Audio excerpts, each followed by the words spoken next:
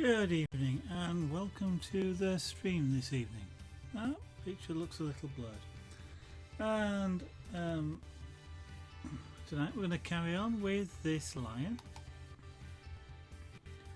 Funny thing is, I remembered my glasses. What I didn't remember was the camera control. So I can just check the focus on this particular camera. In fact, let's just say autofocus. And then we can turn the autofocus off. You look to be struggling, camera. It thinks that's focused. Okay, I don't think that's focused. That looks better. We shall leave it like that. Right. And now we will continue. That's the reference. Okay.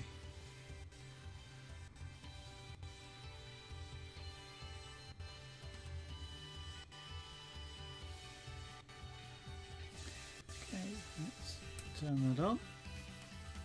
Move that cable out of the way of the hot thing. We shall carry on with this. Right, so what I want to do here, probably look around the eye a little bit.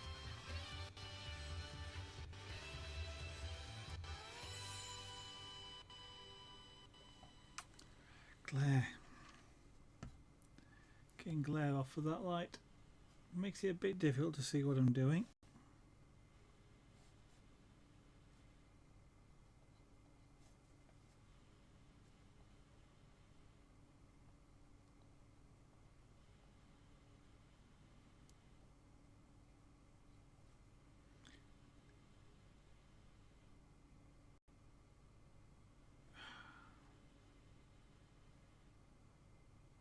I hate that music player.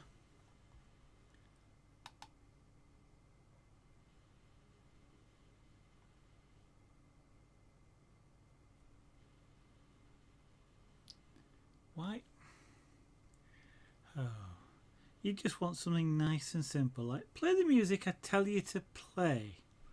No, it's got to create libraries and it's got to look for music. And alright, fair enough, but I don't want you to look for music, I just want you to play.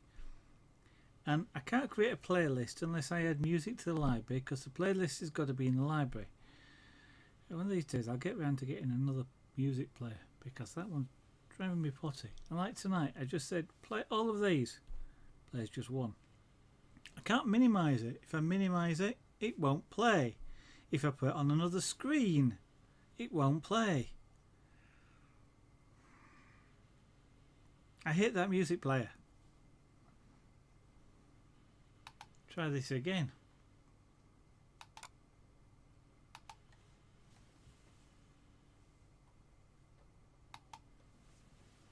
That's all of them.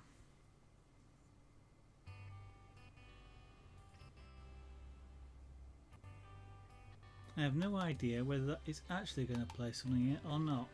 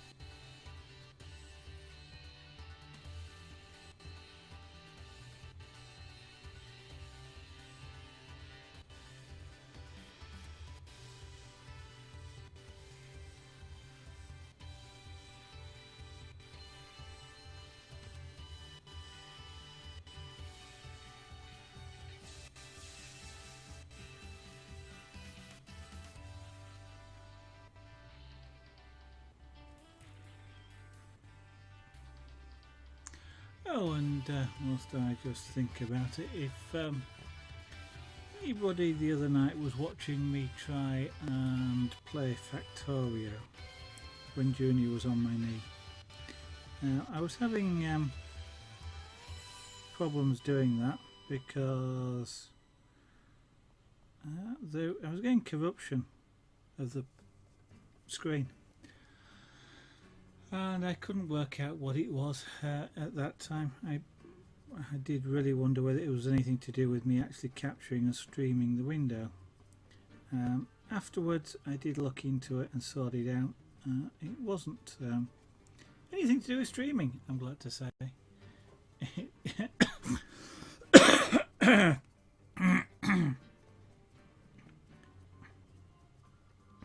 It was actually caused by it was a Windows 10 problem, basically.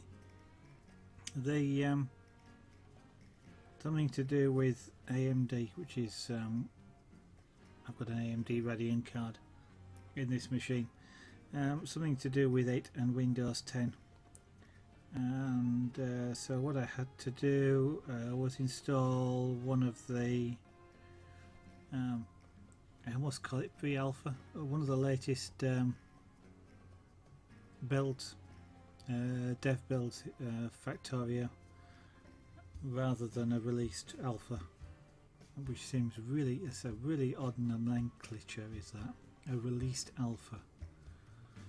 But anyway, I had to install a development alpha build, and that solved the problem. So not streaming at all. I wish I'd known that at the time. But anyway, it got me started drawing the lion. So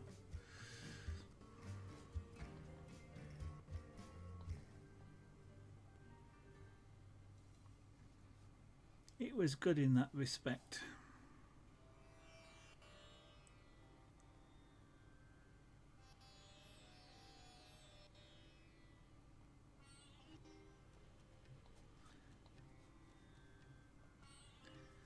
Okay, I'm just trying this area around here. I'm putting some fur texture in, just in this sort of area here. Outside of that, I don't really want to put fur texture in, and if I can avoid doing so, because the fur really is just really short, fine hair, and trying to do that would be really difficult. The closest I get to it is doing lots and lots and lots and lots of tiny dots. Super Speedy, hello and good evening. So I kind of want to avoid doing that if I can.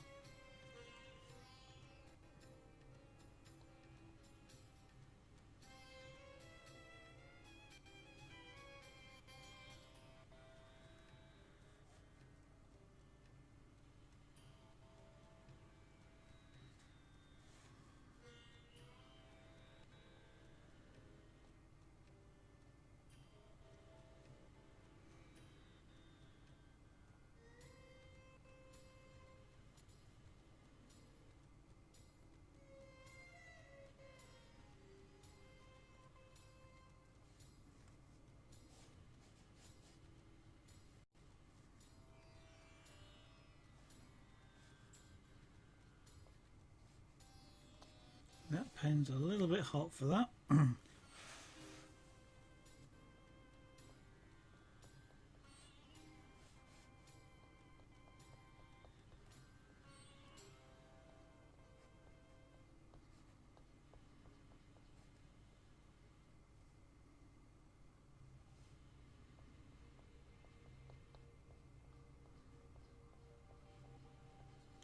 So with it being a little bit warm or hot, as I recall mentioned, it was quickly turning the wood darker than I wanted it to, which wasn't giving me much control. So by turning the temperature down, I've got more control. I can be a little bit I can accidentally put the thing down on the wood in the wrong place without making too much of a mark. Excuse me.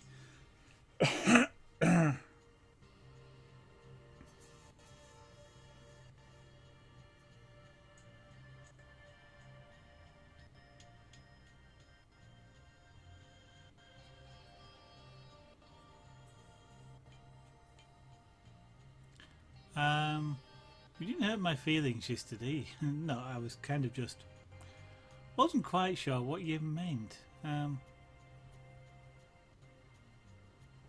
When you said it, so I was just tweaking you a little bit.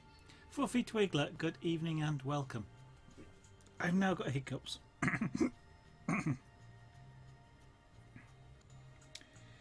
Ah dear.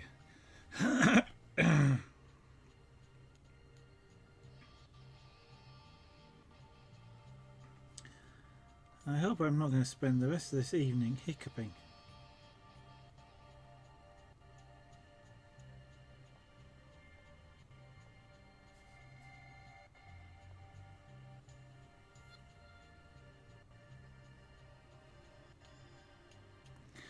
So how's your college going, Fluffy Twiglet?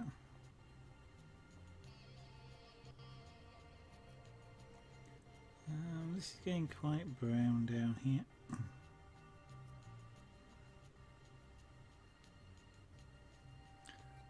Yeah, that's into the dark area.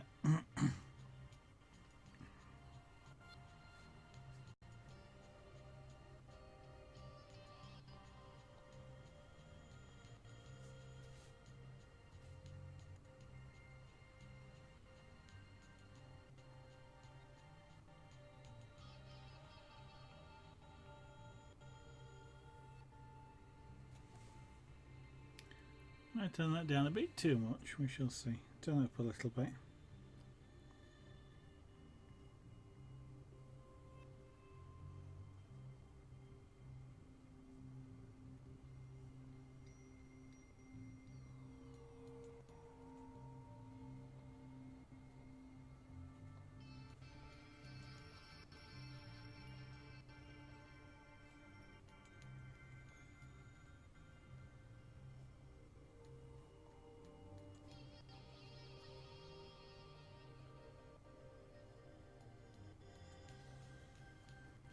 And of course, now it's not going to,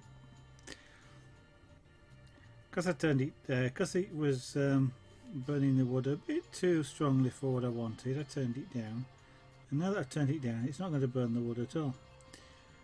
Dear.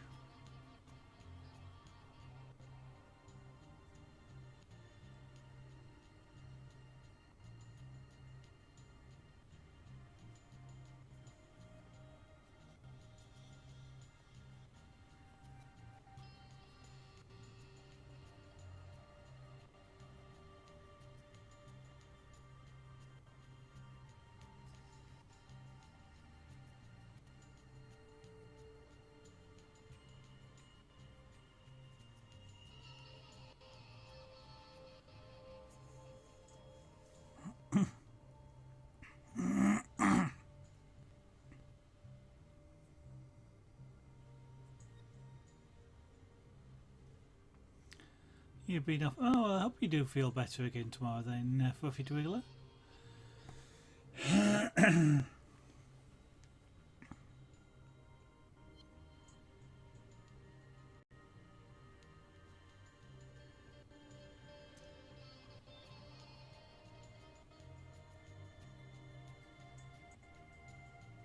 Yes, it's a fine sort of line to judge, isn't it? Between you know, being ill and it being counterproductive to you actually being there, or missing out on things. Well, I hope you do feel better tomorrow.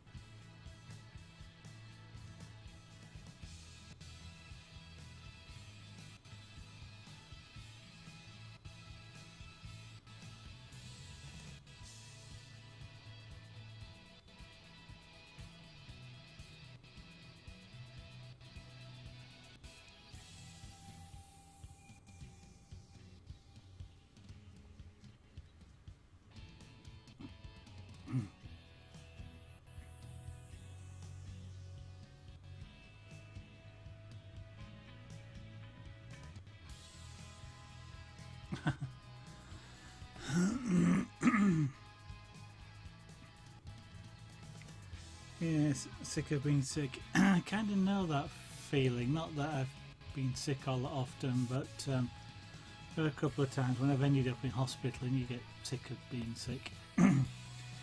I love rendering. I'm making an assumption that either Super Speedy, you're doing something that you love doing, or you're referring to my rendering of this. Either way, I'm glad.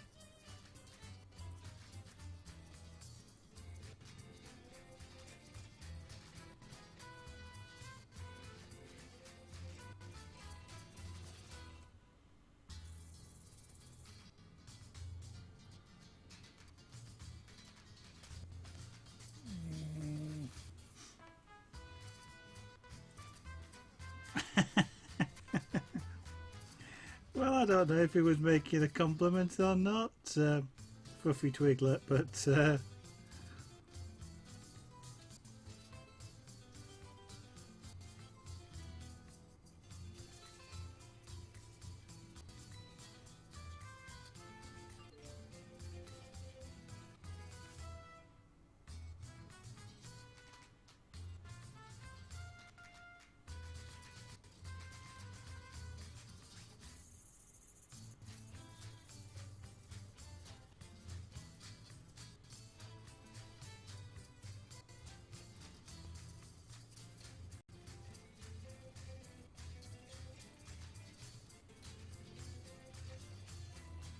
I'm thinking here, if I control this a little reasonably, I should be able to get almost a slightly golden colour, or a dark brown colour, which is something that I'm kind of after.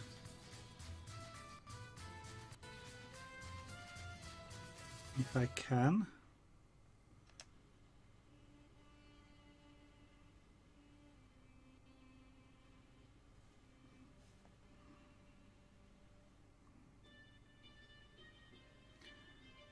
Because we sort of should be able to get sort of a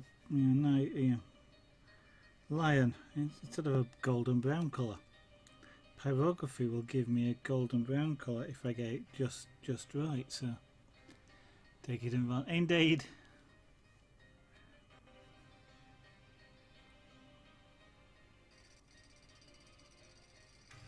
Which reminds me, I must watch Doctor Who. I'm not quite sure why that reminded me, but oh yes, because yeah,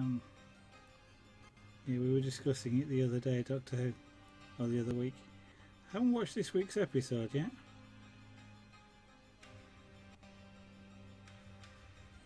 Right, let's turn this up a little bit now, a little bit more.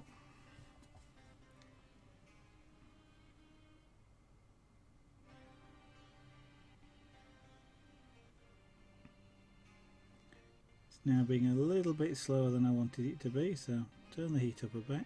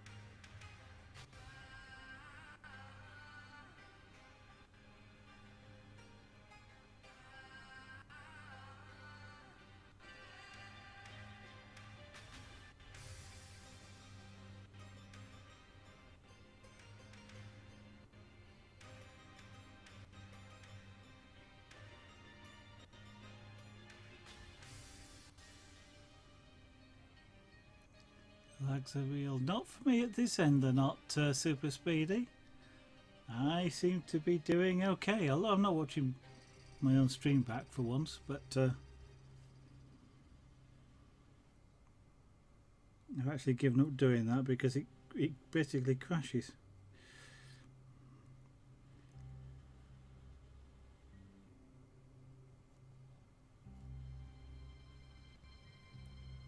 Or freezes, not crashes, it doesn't crash, it just freezes. If I try and watch my own stream back, there's no reason why I shouldn't be able to. Just Twitch.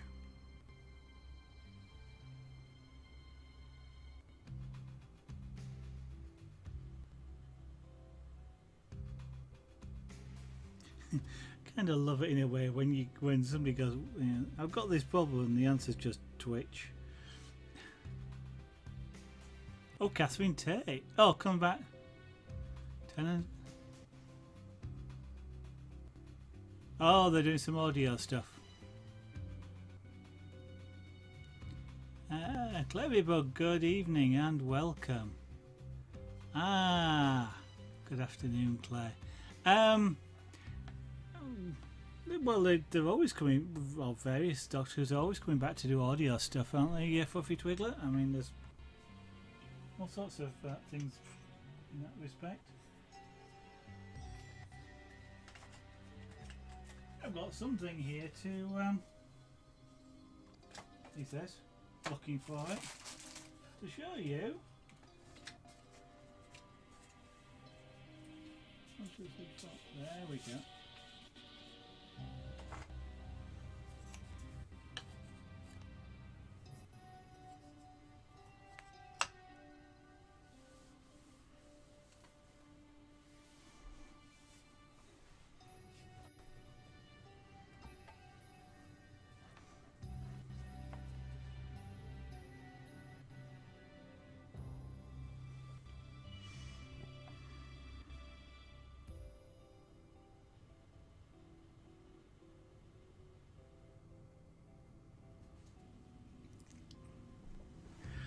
Oh, I was going to wait for Claire to work out what that was. Super speedy.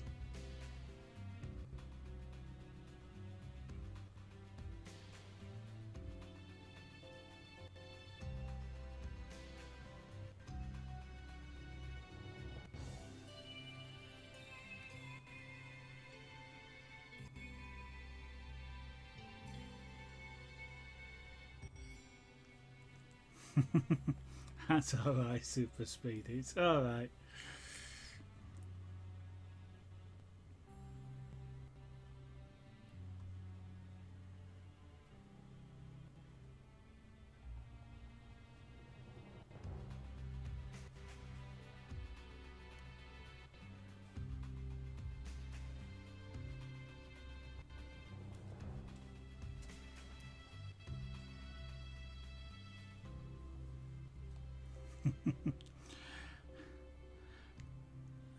Given that I have not got the foggiest idea what you're talking about, Fluffy Twiglet, that would be quite difficult.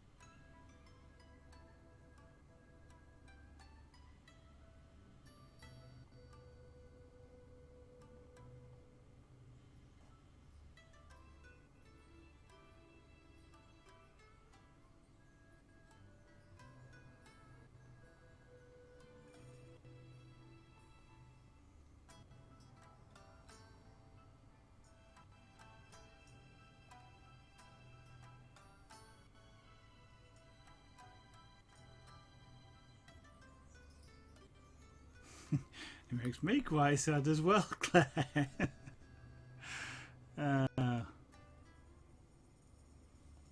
Okay, super speedy, not a problem.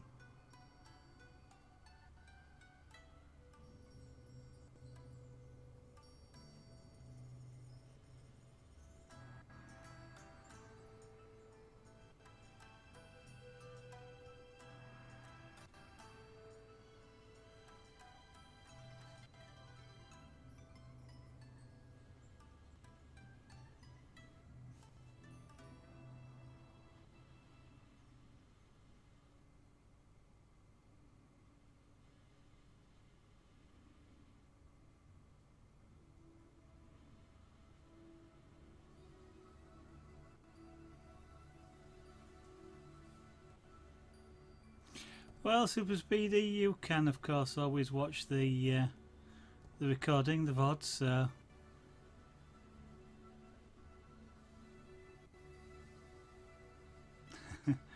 okay, Fluffy Twiddler, it's not a problem. I mean, I guess it'd be something, but actually, I've half got a feeling. The terminology didn't surprise me, so I've probably heard of it, but I don't recall the seeing of it. But that's all right.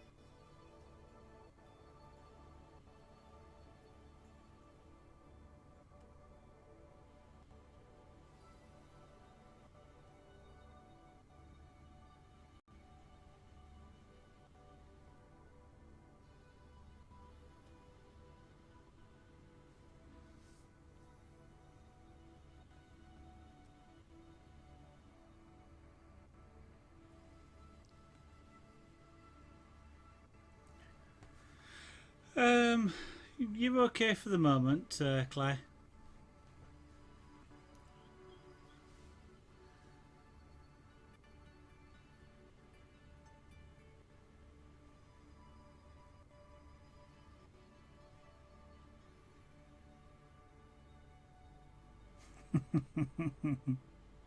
Nah, not tonight. Yeah, you quite. You just go ahead. I mean, just forget the timeout. Just a straight bye.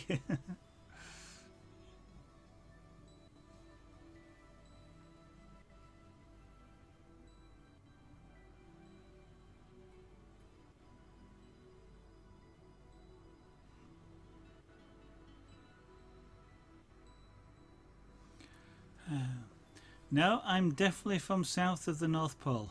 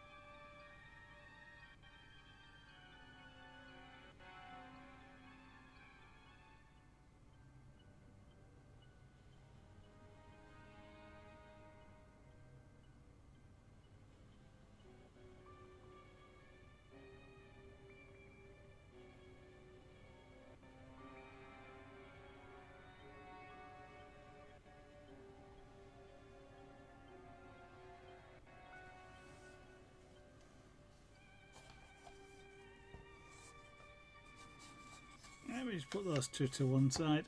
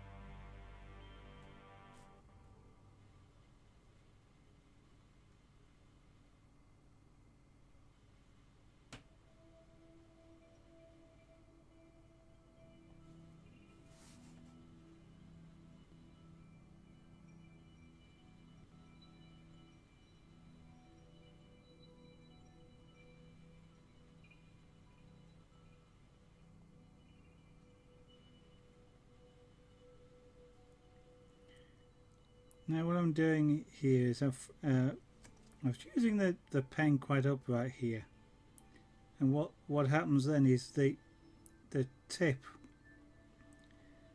which is relatively sharp. It's not sharp like a knife, but it does have a sort of quite a fine edge.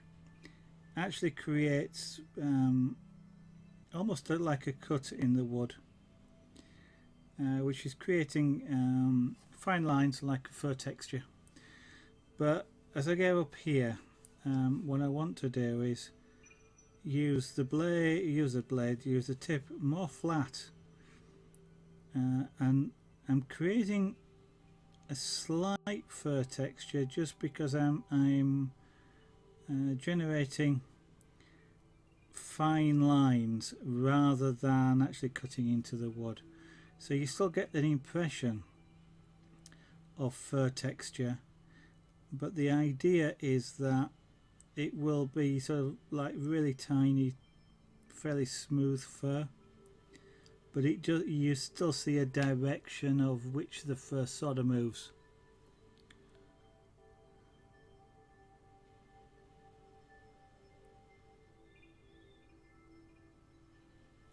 You've got a hospital on Friday and you're scared to go. Well, I can understand that, but generally speaking, there's not a lot to be afraid of. I know that's easy to say, but it really is the case.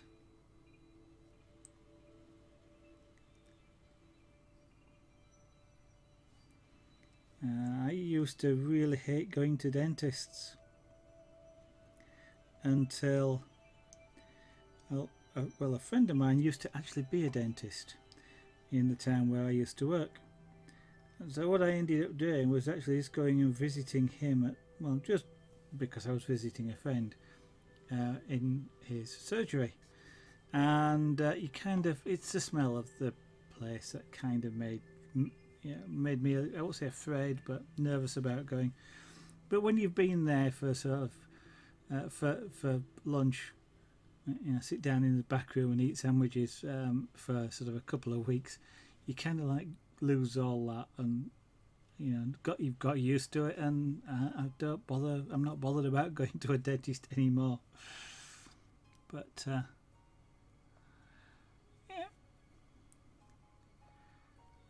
you're requesting surgery.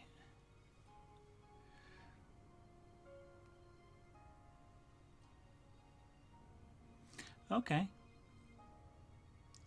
It's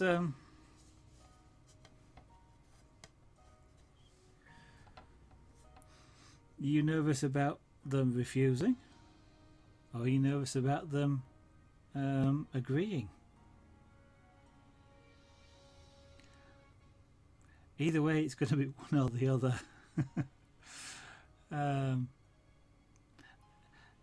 But then again, I'm quite a pragmatic bloke, so I tend not to get nervous about things like that. It either will or it won't. I do or I don't. Whatever. If it's going to happen, it's going to happen, and if it's not going to happen, then why worry about it? And if it's going to happen, it's going to happen, so why worry about it? I tend to sort of look on life a little bit like that, so I tend to be somewhat chilled and laid back most of the time. Yeah, I can kind of understand that. No, it's not stupid, but I can understand. It's easy to argue against somebody saying no. It's when somebody says yes and you've almost prepared for them to say no that you're suddenly left without anything, a direction almost. And I can kind of understand that.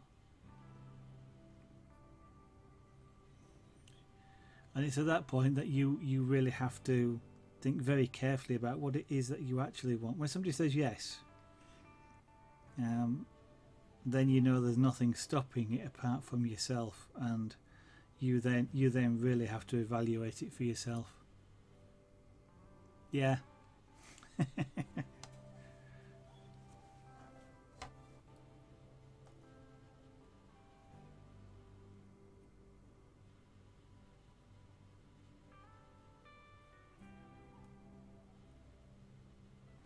Well, I hope the outcome is whatever you really want it to be.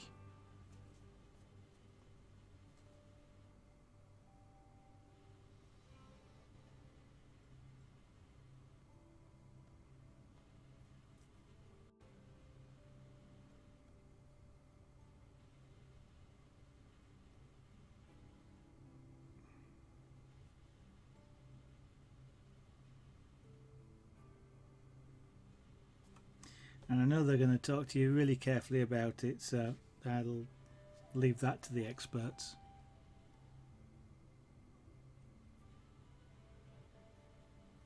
Oh, that's a hard choice. Exilian, good evening and welcome. I guess Claire. We said leave it to the experts. Obviously both are important to you. Maybe there's a third way.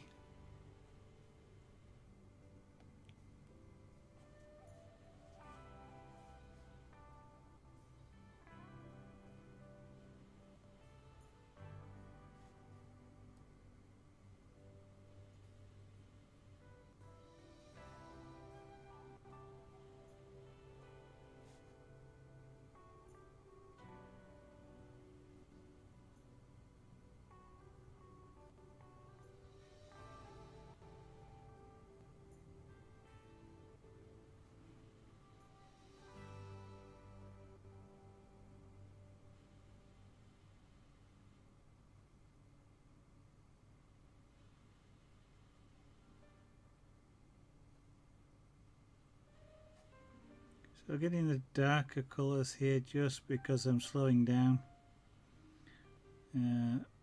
the pen, and that way I'm applying more heat, and that therefore darkens the colour that's being generated.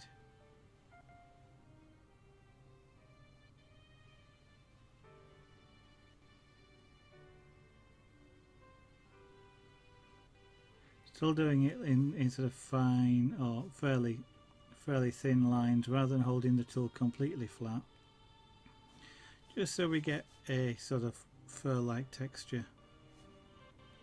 Now what I should be able to do actually is then go over it with the tool flat, and that I shouldn't lose the texture, but it should allow me to colour, darken the colour as more of a larger stroke.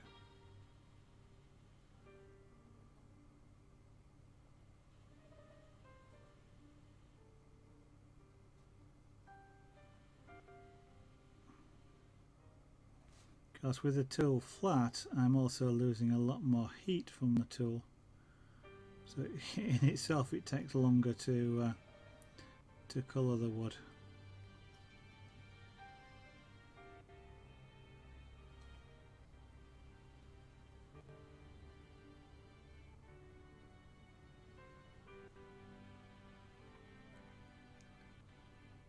Kiko Tosacies, good evening. Welcome.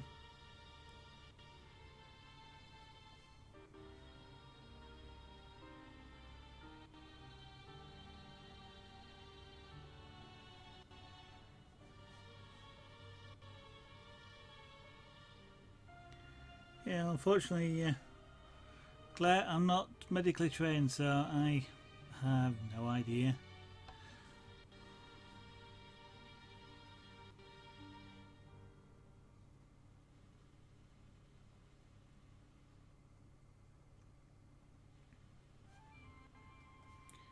Right, well, that's a colour that I don't mind. It looks a bit dirty on the stream, and you can sort of see this area here is a really rich brown, and yet to me here there is a difference between this area and this area, but the way the camera shows it, it just all the lights bouncing off of it in such a way that it makes it look quite pale.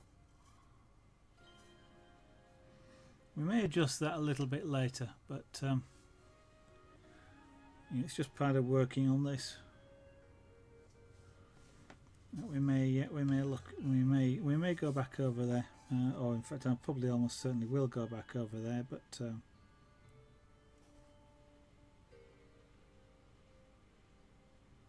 not going to concentrate on it too much now.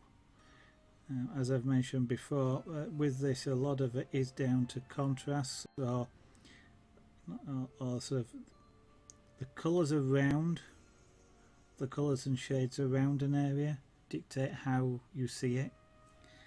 To the point sometimes where you can actually see colours which are not actually present, but so you know, an area like that which I'm looking on screen, in fact now that I've turned it slightly, you can see it's got a darker colour, just the way the light's bouncing off of it.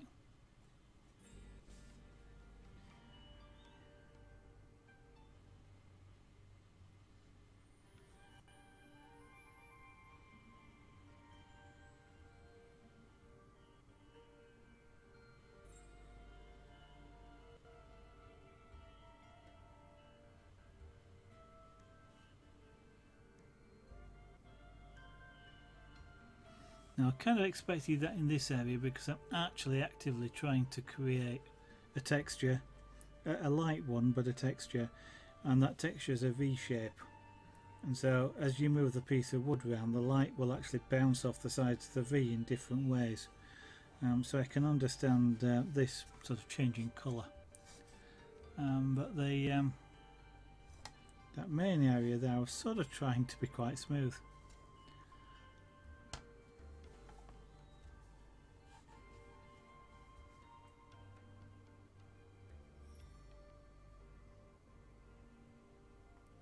But I say this every just about every pyrography piece I've done. This is my first X, in this case lion. So if it doesn't come right, it's my first one.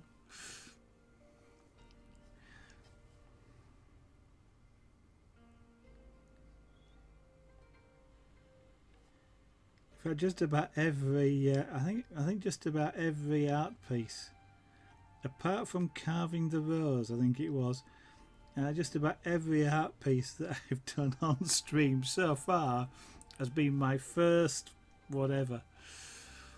Kind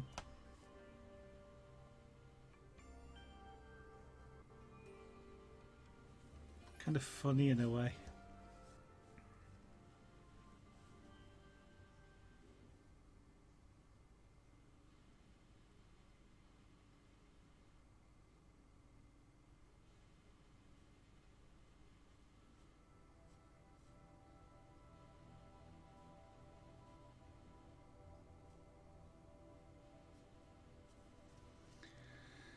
And they're kind of a little bit fine, and then we go darker. Yeah, okay.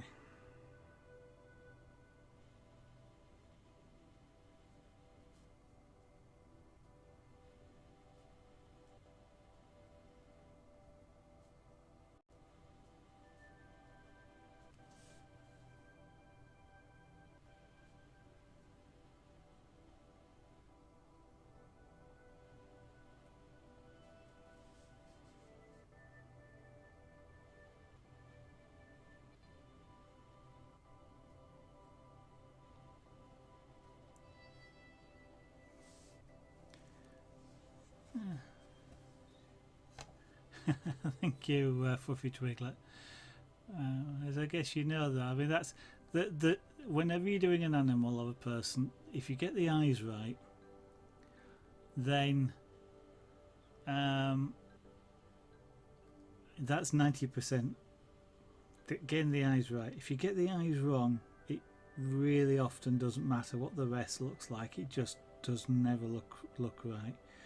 Get the eyes right, and you can gloss over a lot of other mistakes, because the eyes are such a powerful image. Kikota's RCS. You never heard of pyrography? Okay. It looks really cool. Actually, it looks quite hot to me, but oh, sorry, somebody had to say it. It's kind of a running joke, and everybody says that's cool. Actually, no, it's at a couple of 100 degrees at least. Yeah, it's quite hot, really. But yeah, using heat, we're effectively cooking wood, so we're not burning it, strictly speaking. But we're sort of more cooking it, and that's where the colour is coming from.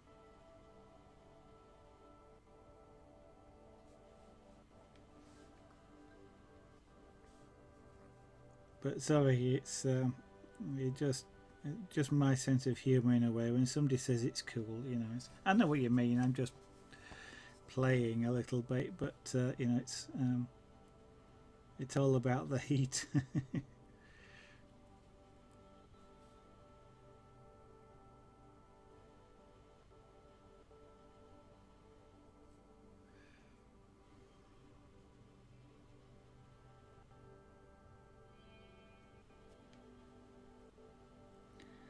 And probably about there, we've got the edge of the there's an eye socket, roughly in that sort of area there. And I've got a shadow just behind it,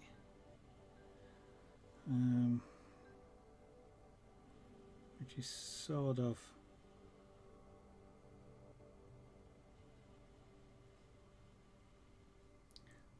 in this area here.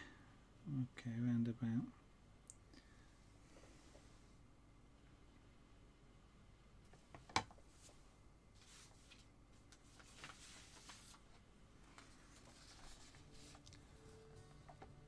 Yeah, sort of, yeah, just that area there, just the edge of the eye socket, off the edge. And there's quite a lot of absolutely wonderful pyrography out there, Kikotos RCS. If for example you did a search for pyrography on YouTube, I've now forgotten the name of the artist, but she does some absolutely fantastic images. And the name is going to escape me, but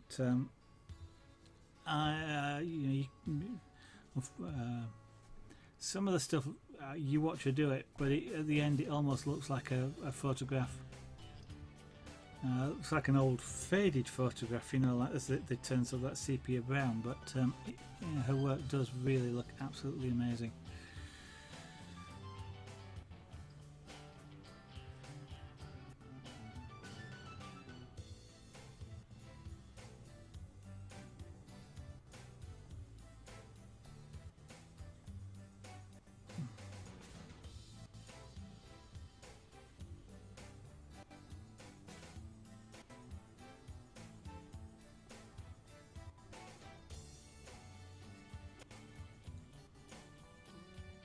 Oh, I almost remembered the name then. I know what's going to happen after this stream. It'll just come straight to me and I'll be able to remember it. But Michelle Boucher, Boucher, B-U-C-H-E. I don't know. I've almost got it, but I can't. Tell you what, let me have a. No, you've tweaked my. It's tweaked my thing now. So if I actually have a look on YouTube, and I look at the names of people that I follow, because I do, unfortunately she's not done any for, or not published any for a while, but I do follow her. Okay, Buick, that's it. I know it was close. It's Michin Buick. It's actually I think it's her daughter that has the channel, but Michin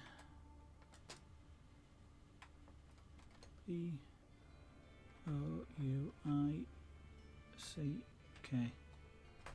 If you look for that name on YouTube, she's the one. She does some absolutely amazing pyrography.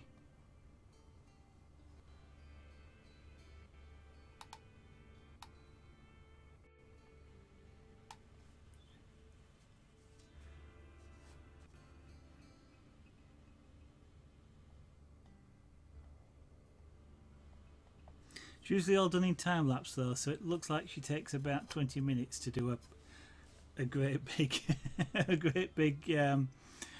canvas, shall we say, or wood, wood.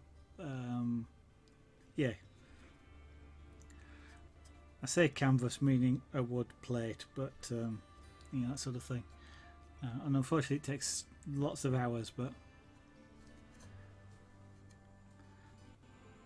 I'm not particularly working fast, but I'm not particularly working slow, and this is probably going to take at least 20 hours to do this. That's sort of just an indication.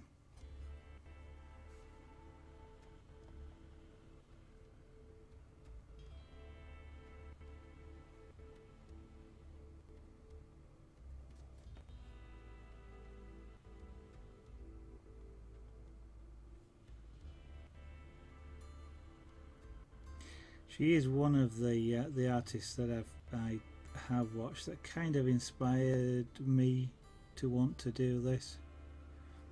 When I first started looking at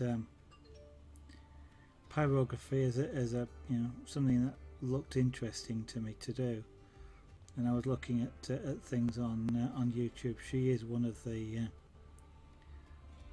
artists that I looked at and thought, if I could even be close, a tenth as close to her skill level, it would be absolutely amazing.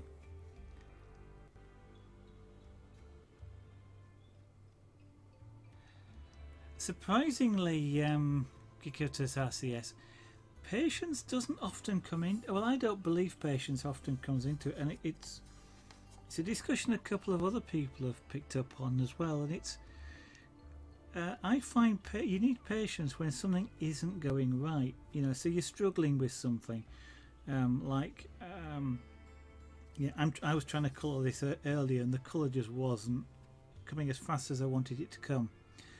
And that's when you need the patience to say, okay, I've got to slow down, so I get the heat there, and I maintain the control, rather than just whacking the heat up and then causing myself even more problems. When something is working without a problem, then because it's moving forward all the time, I don't find you need the patience just doesn't come into it. It's the same with when I'm doing the jewellery, and if I'm making something like this, then whilst that's going on, when I start this, actually it was until I've learnt the trick. It's really hard to start this particular ring weave, without it falling apart, basically, and you're having to start again. And there are times when I'm doing this particular weave where I've had to start again 3 or 4 different times, and that's when I've needed patience, because if I just drop it, the rings come out of sequence, and I can spend 10 minutes trying to sort them out, or I can start again, and I start again, and then I accidentally drop them, or I don't quite get hold of them right, and they come out of sequence. That's when I find I need patience. But once this weave is established, from then on it's relatively easy to weave, and patience just doesn't. I don't feel patience comes into it. It's just a fun activity. So it's kind of, you know, maybe different people think about it different ways, but I've heard a couple of other streamers say almost exactly the same thing, you know, so you might be surprised. But yeah, if you have patience, then all the better.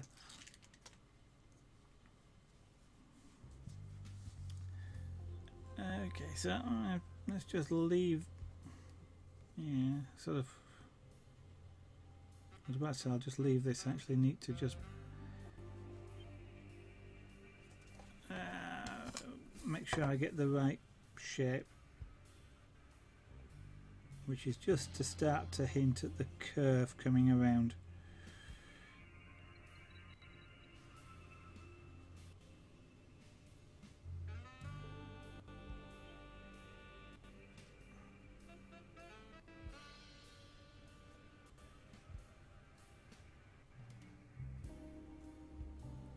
And it's in quite a strong shadow. There is quite a strong light on the face of the lion here. So this area around here, for example, is quite dark. Around the edge of the muzzle here and underneath the chin is going to be quite dark because of the light. Yeah, it's when you start, it's one of those things that unless you actually think about it, you sort of, because a lot of people say this, you know, you must need a lot of patience to do this, and I do have a lot of patience, but I just never feel I need to use it, apart from the odd occasion where, you know, I have, when I was making this, this is made out of sterling silver rings, and when I was making this one, I almost rage quit basically at the start, until I kind of went, you know what, it's not that important. If I take an hour to do it, I take an hour to do it. And once then I calmed down, and then patience was applied. But I, you know, that's about the only time in doing any of this stuff where I've got that close to saying, you know what, I've had enough.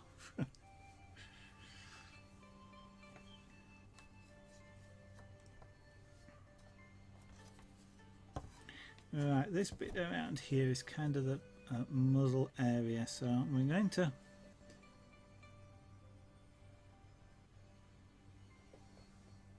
the fur direction around here is that way.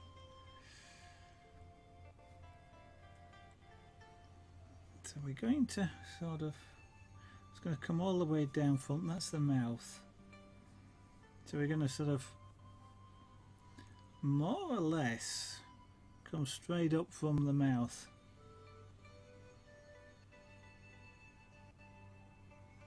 Sort of this sort of area on the cat, then it sort of comes out, and then it dips in. It's almost like really hollow cheeks. And I'm not going to do a fish impression, but it sort of, you know, tucks really in just behind there. On this.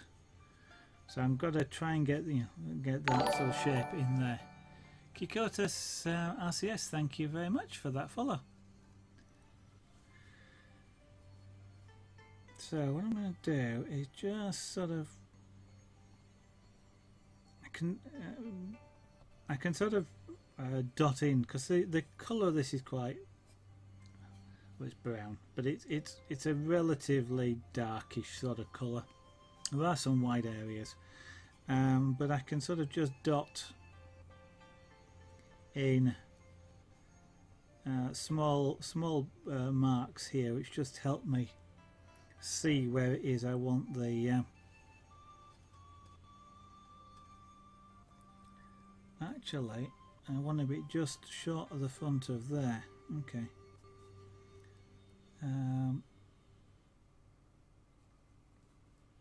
So it's sort of around there, which actually means I'm a little bit too far back on that. So I probably want to come up about there, and this dark area then is coming up roughly to about there, roughly level with the nose, which sort of makes sense because it kind of curves that way.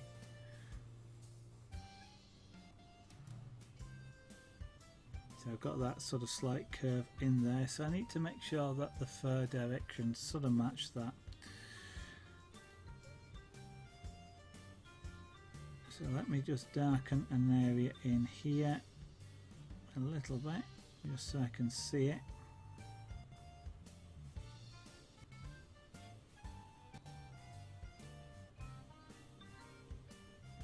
This is, in some ways, is a lot like drawing, and you're sort of comparing positions just to try and, if you're sketching something, you know, you're looking for how far does this shadow come up? Is it roughly level with, in this particular case, the corner of the nose?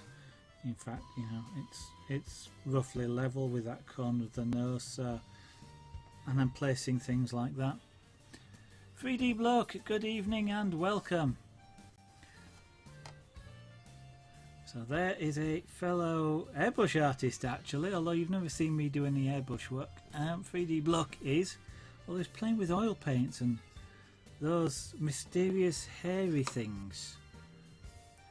But actually at the moment I think he's too busy enjoying his new gaming rig he's just got, and he's playing games. What are you broadcasting tonight, Free? And is it a game, or are you going back into the art tonight?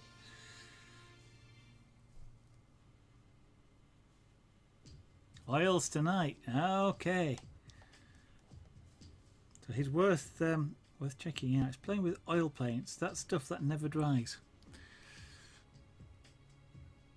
Now then, most of this shadow area is so dark that there's no actual texture visible on the reference picture I'm using, and I am drawing from a reference picture. And I've got a couple of others alongside, including my own sketch. It's a really dark area, so I'm not really going to be seeing any fur texture. I see the texture go in and come out, but I'm not seeing anything in the middle of it, which sort of makes sense. The question is, do I actually want to put texture in it going through, because I can't actually make it that dark. Although we're talking about wood burning, that's about as dark as I can actually get. That's a really dark reddish brown.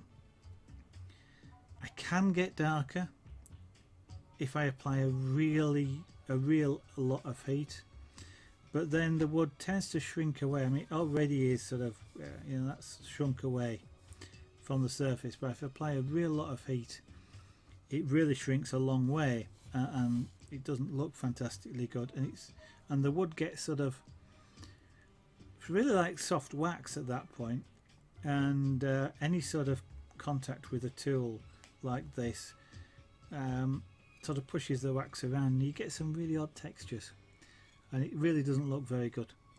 It's a mistake that I made when I was new at this, and one of my first pieces that had really black in it, I tried to get it really dark, and in the end it didn't look very good at all, because what I was actually trying to reproduce was a leather jacket, and a leather jacket is fairly smooth, and this was highly textured, and it just meh.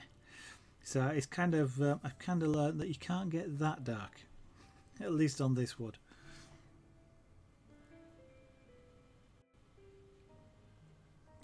Yeah, that's going to be a problem for you, Free, if you ever want to sell an oil painting, because you're going to have to hand deliver it.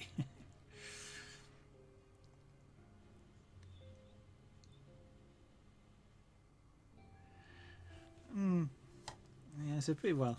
I am still waiting. I won't say I'm hooked on that game, and I must watch the end of your last stream with it, because I left early. But I am kind of want to know what happens next. It's weird, because I know you're playing the game, but I'm watching the game more like I'm watching a film. And I know you're talking through it and all that, but it's sort of like watching a film develop, and I kind of like want to know what happens next.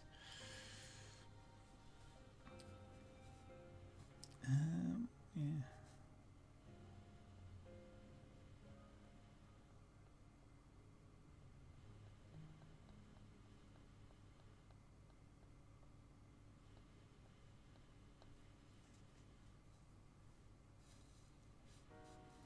I'm going to want to come to back to about there, and then it comes back a little bit to the roughly to the back of the jaw,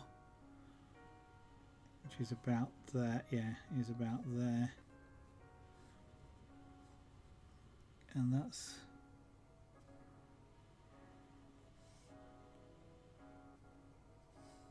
so I've got.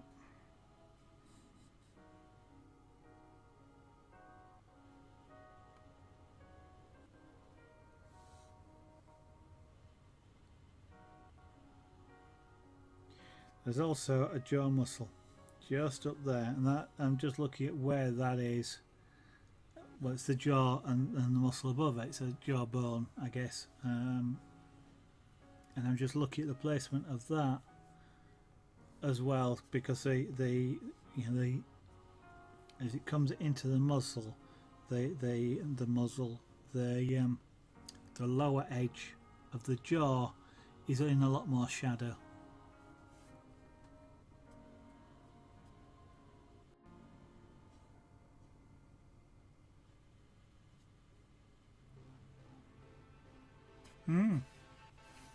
And a few new pieces. Ah dear.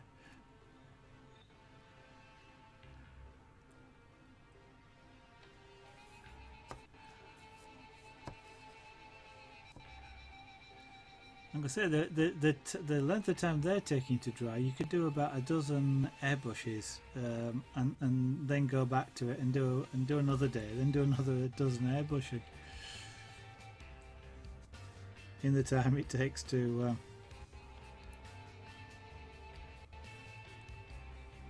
The time it's taking to dry.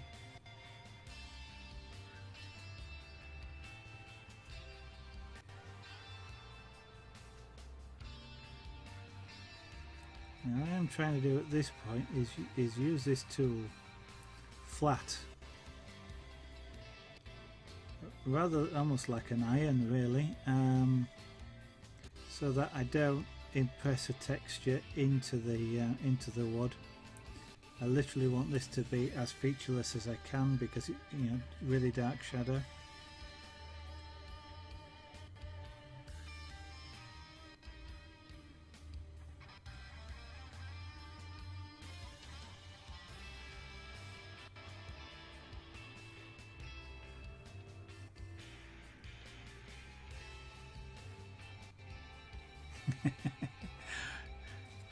Your schedule's going to get more complicated than mine is, although mine at the moment has gone out the window, and it's either carving or pyrography at the moment. Mind you, I did try streaming a game day before yesterday.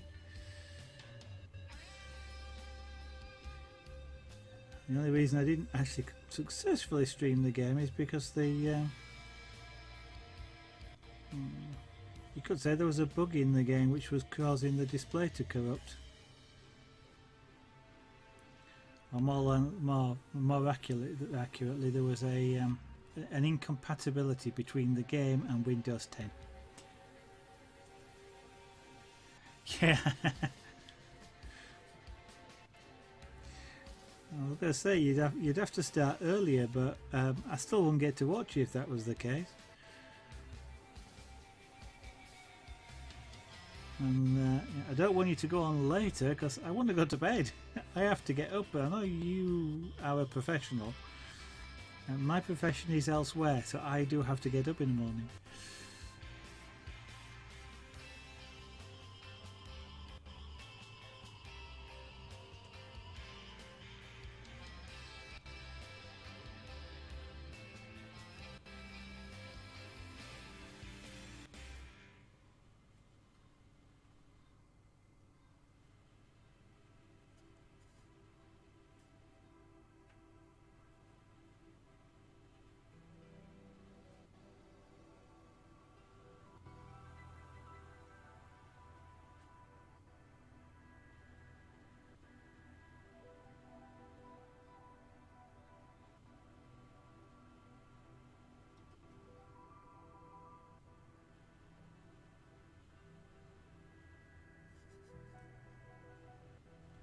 Oh, and music.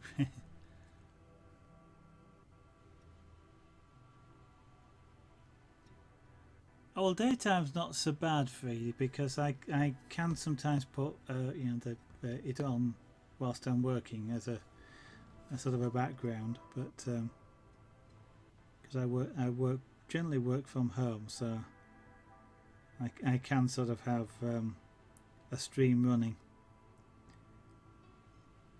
Some days, I mean, sometimes I just want to concentrate. Sound helps me concentrate. Coherent sound. So I don't like music because I tend to listen to the music and I start working. But speech, games, that sort of thing. For some reason, I can listen without it interrupting what I'm doing, and sometimes it helps me concentrate to have that stream, that sound going on in the background. So yeah, I don't mind you doing the afternoons.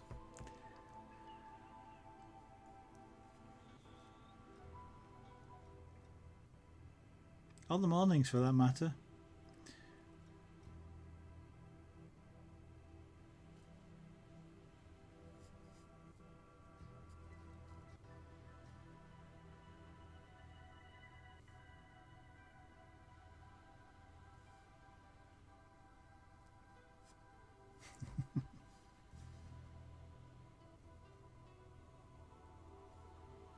When I used to do coding for myself at home as a hobby, I don't do so much of it now.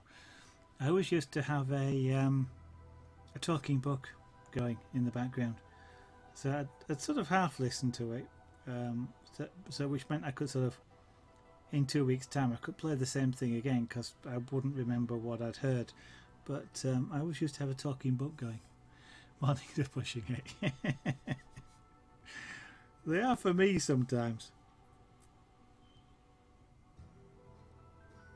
I tend to crash time-wise at about 5, 6, 7, somewhere around there.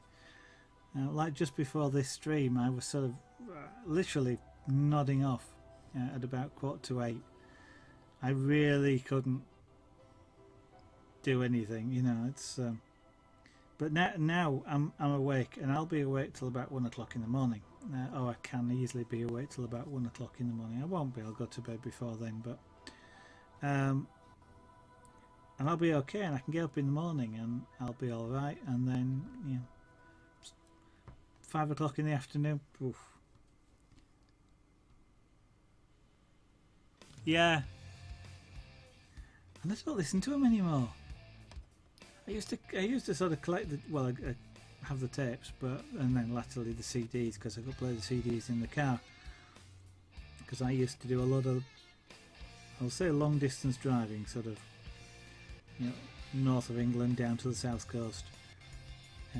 So I'd be driving for sort of 4 or 5 hours at a time, and so I used to listen to a lot of talking books.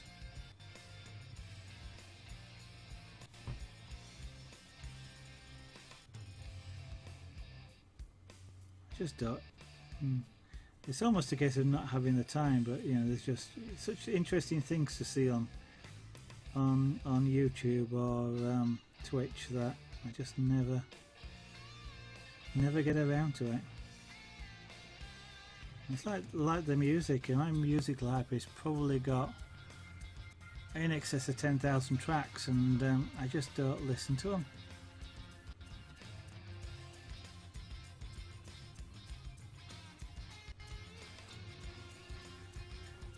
Yeah, I sometimes think about that. I just feel like I've wasted an hour.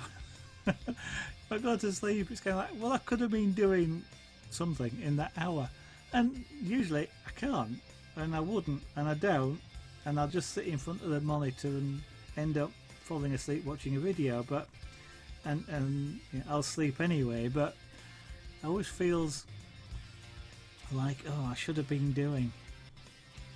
And I know it's completely counterproductive. At that point, it's a lot easier or better just to have that nap and then wake up and be alert and whatever, because you're not going to do anything in that time, but it still feels difficult.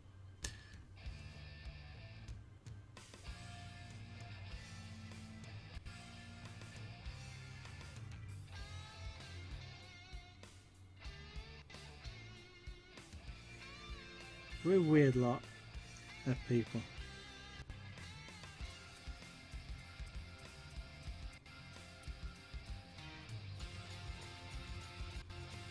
I mean, I won a gift card not so long ago with some money on it on Amazon, or for Amazon, and you sort of apply the gift card to your account, and then the money's there to spend. And I kind of want it to save the money, you know, to I don't know, to buy some craft stuff or something like that. But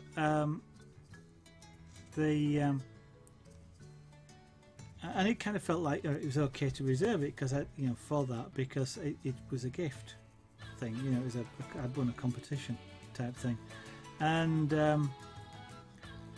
I had to buy something like a printed toner cartridge or something for the printer, and so that was something that I sort of had to buy. But Amazon don't let you say I want to pay for that. I don't want it to come out of the gift card. I want to pay for it. Don't let you do that. So it takes the money off the gift card. But then I'm kind of looking at the account and going, I don't have as much. I don't have as much money left now on that card. And it's kind of like, I know it's spent, and I know I sort of could pay myself back if you like, but it still feels like I spent the money from the gift card. I don't have as much left to spend. I'm a bit weird.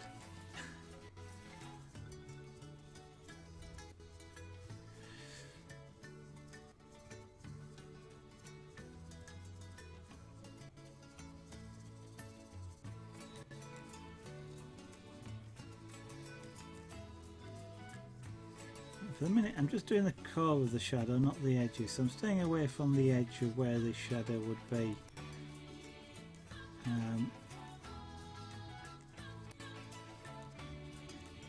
I can, it just allows me just to, try and get this core dark without, accidentally sort of going over the edges that I want to transition from the dark to the lighting.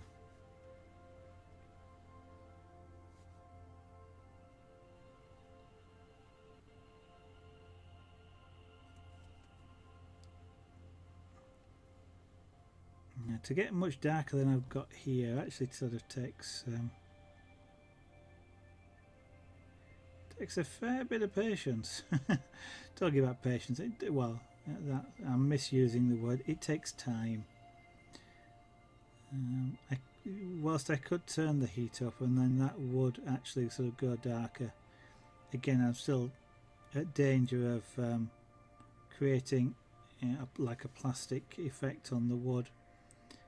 Or a wax effect where I start pushing the wood fibres around, and doing this at a lesser heat, it doesn't have quite that effect. It's a bit like, well, daft as it sounds, it's a bit like slow cooking meat, but it doesn't actually get as tender on this. It tends to retain its texture rather than going all soft and like slow cooked meat does. It's kind of the reverse in a way, but if I cook it too fast here, instead of it going hard, it goes soft.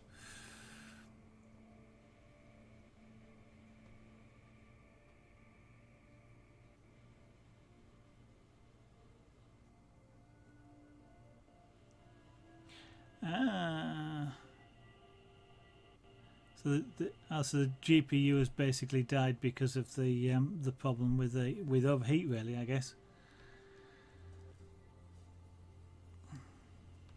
Oh, you're still having to use boot camp drivers because it's still coded as a Mac screens. Okay.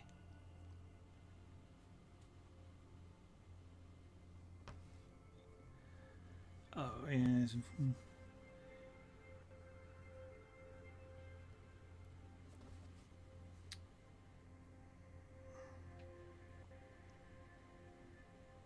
Why they had to do it? Well, yeah. Why they had to do it differently?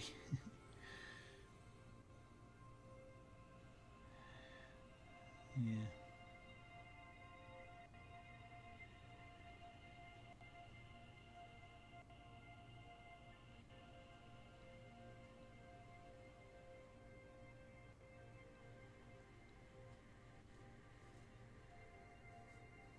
Okay, that's actually quite a nice black now. And it's almost like a varnish.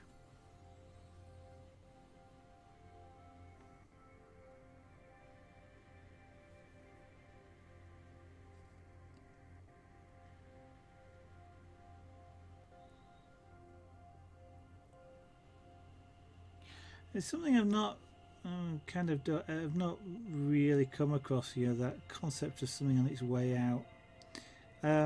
Unless you're talking about things like bad joints on a board and sort of the continual heat and cooling cycle, which tends to crack chips off or joints apart. Or you're in an area with sort of continuous high voltage spikes, that sort of thing. Heat is the one thing that does tend to cause things to well, it's all down to heat, the cooling cycles and things.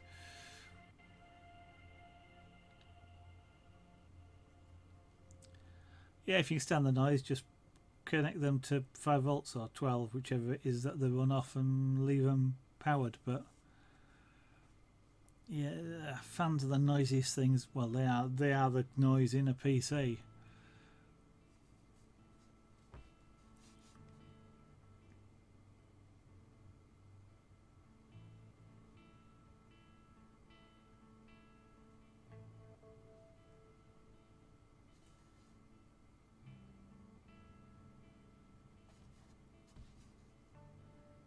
And that is something that I have discovered I hate is noise from the PCs, which is why this one's water cooled.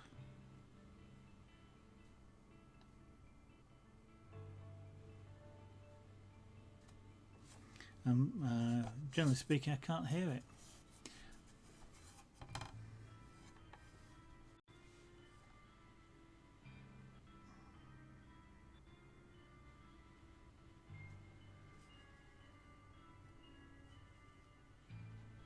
Okay, now let's bring this forward a little bit.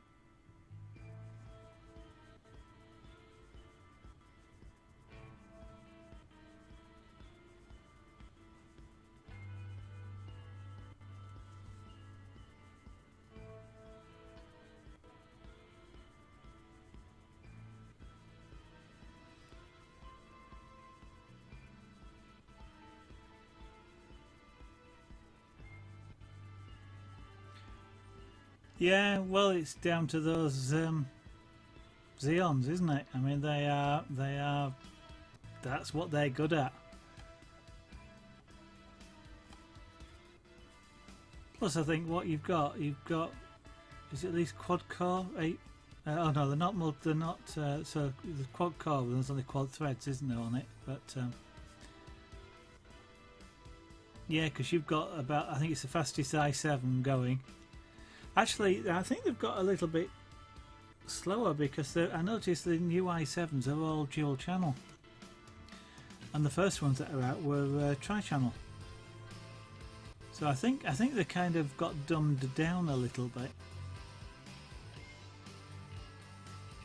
Either or the latest memory standards are fast enough for them in dual channel. But yeah, the Xeons. I mean, that's what they're built for, is the workstation grade stuff, and they shift.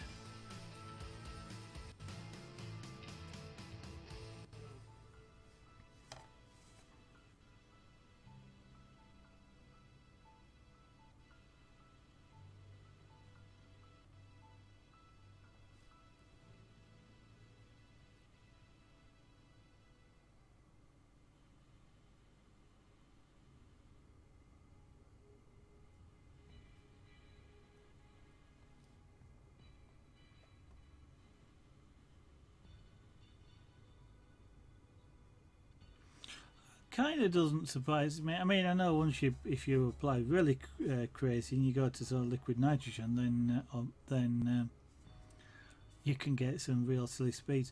Mine's a 2.4. I have had it clocked at 4 gigs, and it was overvolted quite a bit. But I wasn't I wasn't maxing out the cooling on that. It was still maintaining.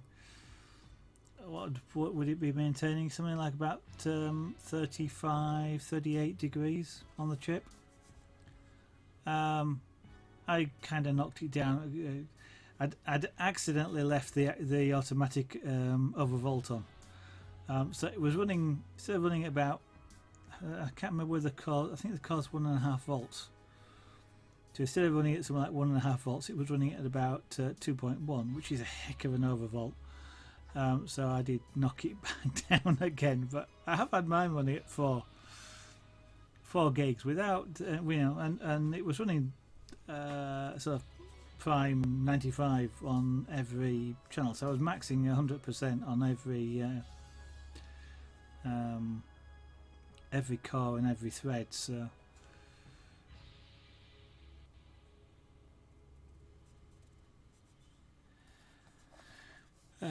yeah, mind you, there's even on these older boards, there's a heck of a lot of overclocking ability. The only thing you need is an unlocked CPU, so you can have things like the memory clock different to the processor clock.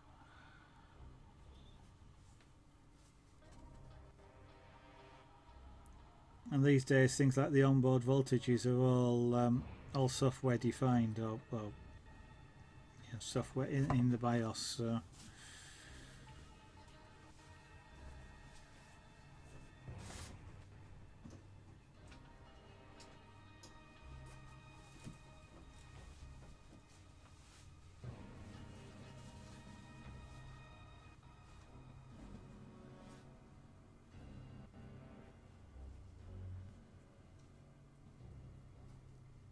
I'm not fantastically. I mean, I purposely bought the 2.4 at the time I got my machine, partly because I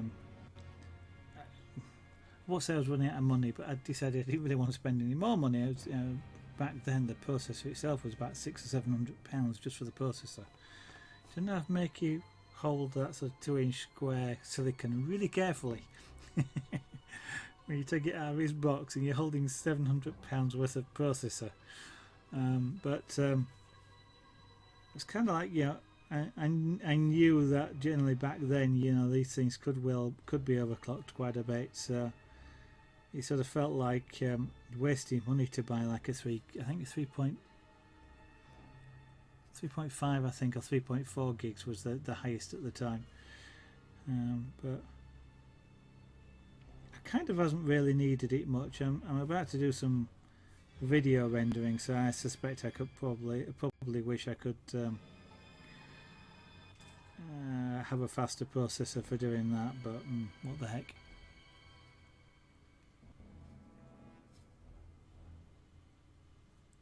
I've kind of found out most of the time I don't need to bother upping it. You can, and you can spend, have a lot of fun increasing it and tweaking everything, and adjusting temperatures and all sorts of things. But and I think I left mine overclocked to about 3.5 gigs for a long time, and then for some reason I did reset it, and I can't remember why. And I've left it, and I can't really tell the difference. But there again, I'm not using any really intensive stuff like video rendering. I know when I first got the machine, I was making quite a few DVDs, and I could render in real time for a TV, not for HD TV back then, but standard TV, and I could render in real time, and it was, I think I was rendering instead of at 100 and I think it was 105, just over real time. If I took it back down, I was running at 95, so there wasn't a lot of difference. I don't know, 700 quid, I think it's probably more than your firstborn. Firstborn's a bit bigger thing. That's harder to drop than holding one of those, because you don't want to touch the bottom where all the contacts are, and so you don't accidentally want to just twist it and it sort of you've got to grab hold of it or anything.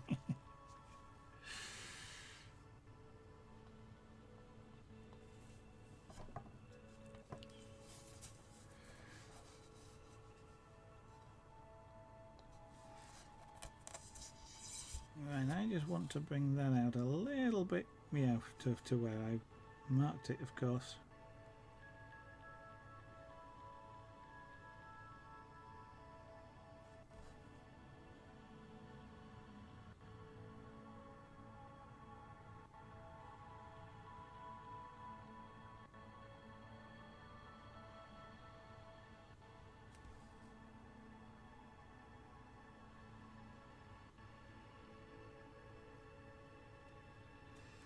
Because I am taking this wood quite dark. There's quite a nice sort of smell of extremely warm wood here.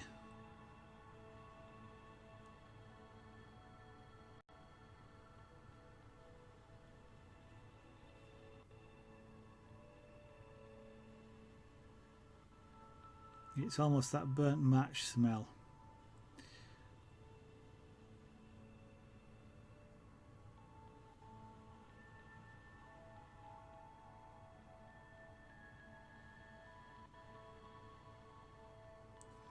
If there's anybody that's watching that's wondering, I can't actually set fire to the wood. It won't burn. This tool, at this setting at least, is not hot enough to cause the wood to self-ignite.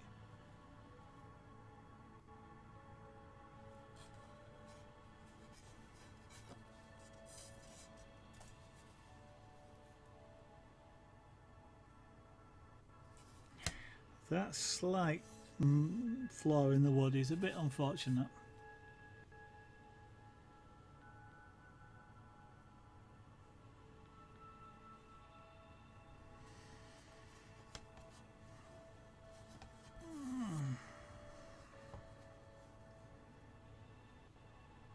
So before I do that, let's just clean the tip off of that.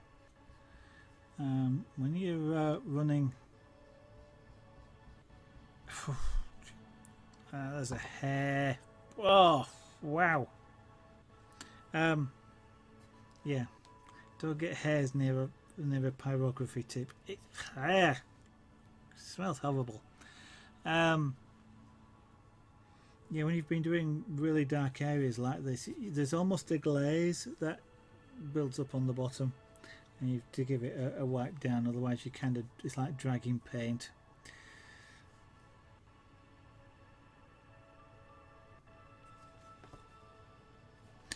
Yeah, the angle is sort of like that.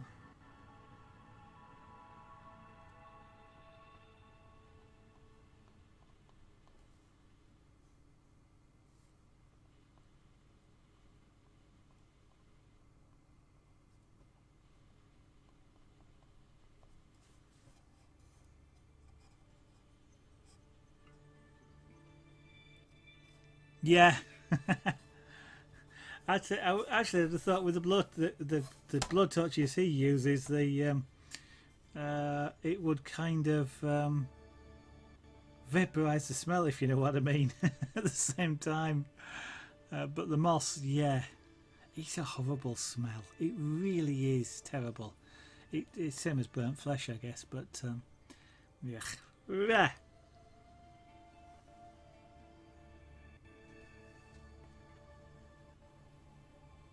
So we're starting to go down there like that.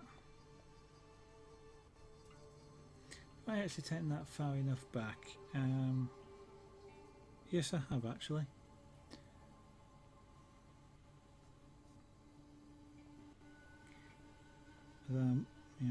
Putting fur texture in, and I am and also just what I will be doing is just softening that shadow slightly. Not much, because it is quite a hard edge shadow, but just softening it slightly. And by the way, Free, it's just close to 10.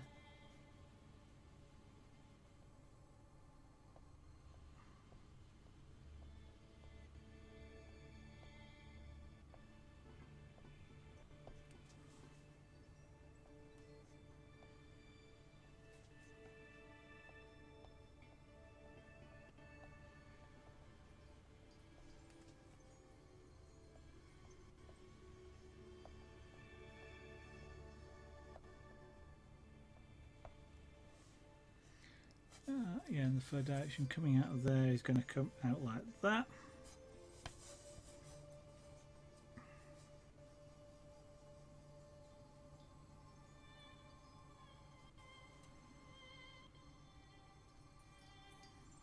Actually, the fact that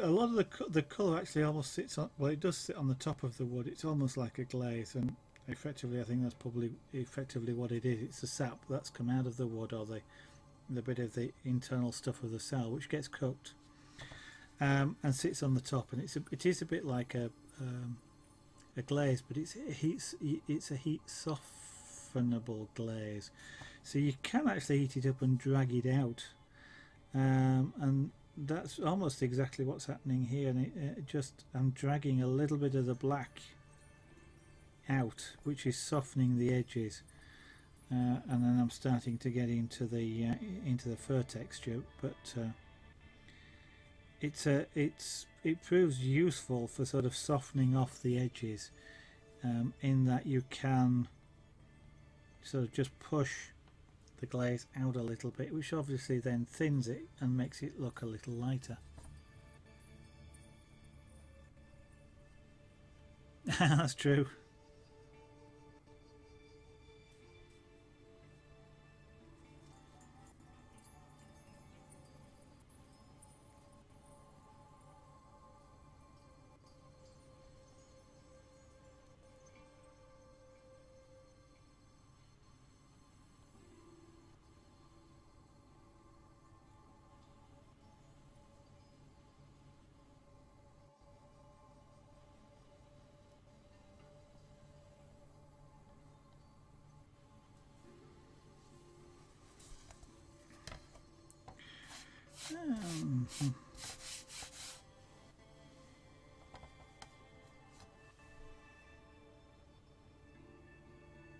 I'll be a bit more pleased with this when I get a little bit more of the features in and the shapes in.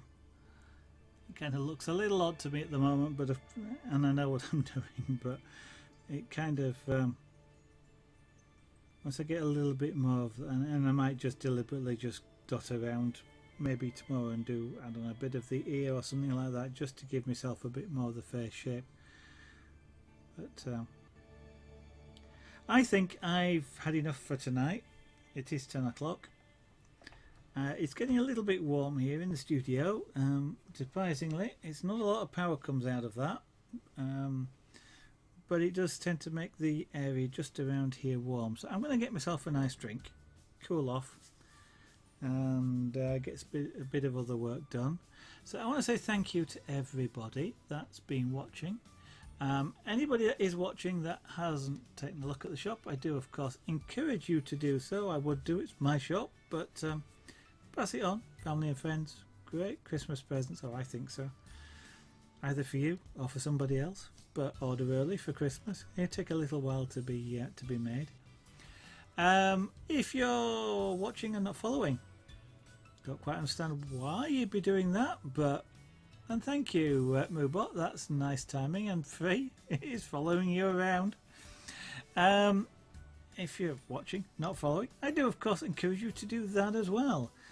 Or you can just follow me on Twitter, because a tweet does go out when I go live, so it's @Zaragonart. And the details for that are also below the stream window. On the other hand, just want to catch me tomorrow? I start about 2000 hours UK time. 2000 hours UTC / GMT time, since they're the same now, or about 2 hours ago.